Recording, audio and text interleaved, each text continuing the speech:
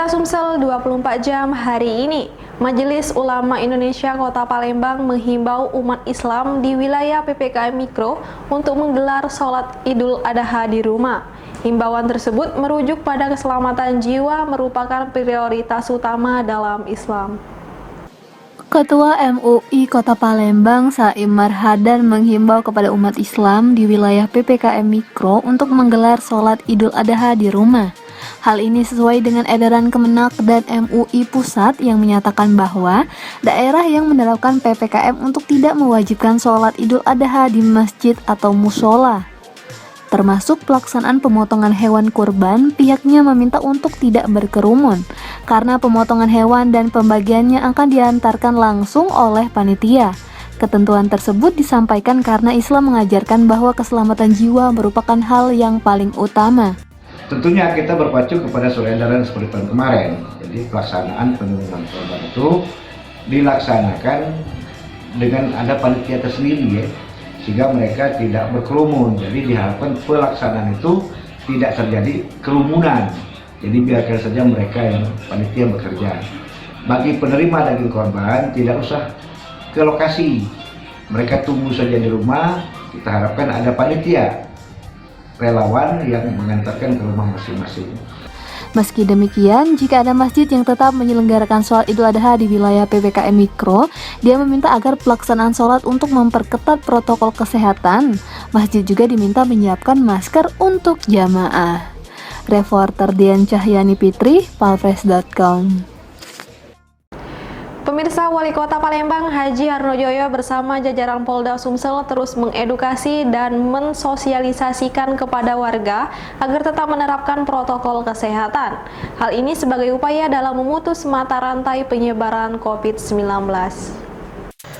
Wali Kota Palembang Haji Harnojoyo bersama Kabak OPS Polrestabes Palembang AKBP Edi Aprianto turut langsung ke jalan untuk mengedukasi warga agar tetap menerapkan protokol kesehatan di Simpang Caritas kemarin.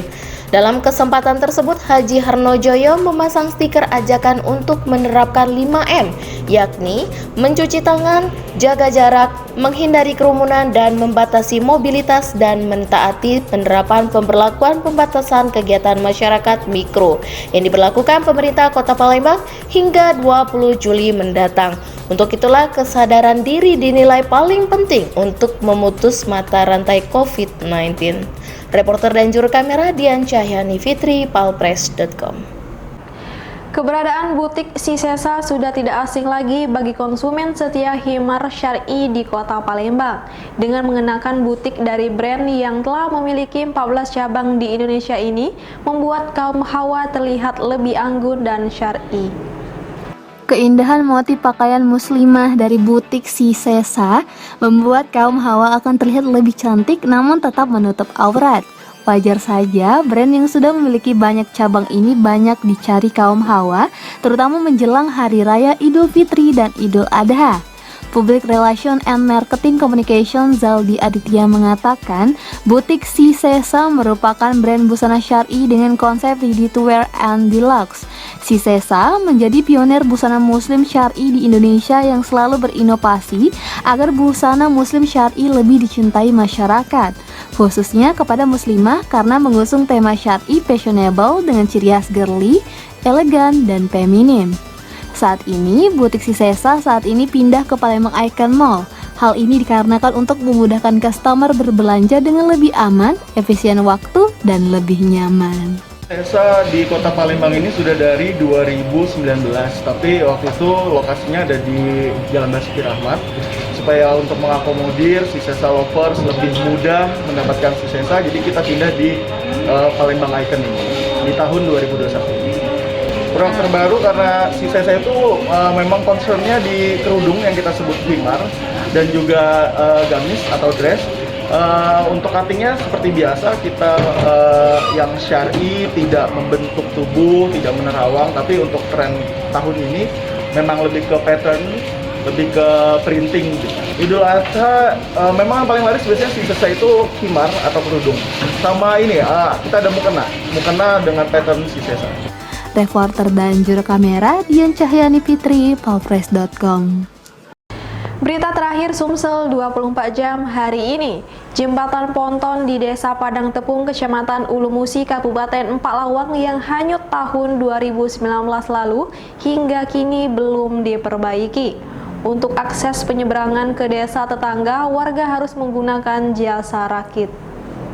Jembatan Desa Padang Tepung Ulu Musi yang menghubungkan wilayah Pasuma Air Keruh hingga kini belum diperbaiki pemerintah. Jembatan yang rusak sejak 2 tahun lalu ini malah dimanfaatkan warga menyediakan jasa rakit penyeberangan. Kehadiran jasa rakit penyeberangan atau biasa disebut lantik ini cukup membantu warga yang ingin beraktivitas di luar rumah. Hampir setiap hari warga memanfaatkan jasa ini untuk berangkat bekerja atau sekolah. Petugas lanting yang tidak mau disebut namanya mengaku sangat berhati-hati menaikkan penumpang maupun kendaraan.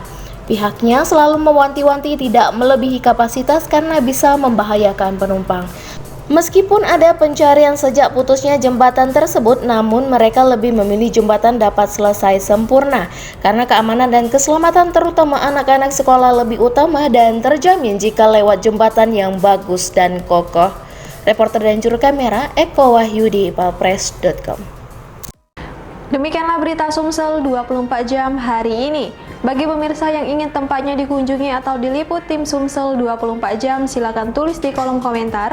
Jangan lupa untuk mendukung program kami lainnya di YouTube channel Palpres Official seperti podcast Cukup Pedes, Budak Lorong, Baseng Ternyata Bukan Mistis, dan Ruang Cerita bersama Kakak Juli. Saya Sri Depi, sampai jumpa.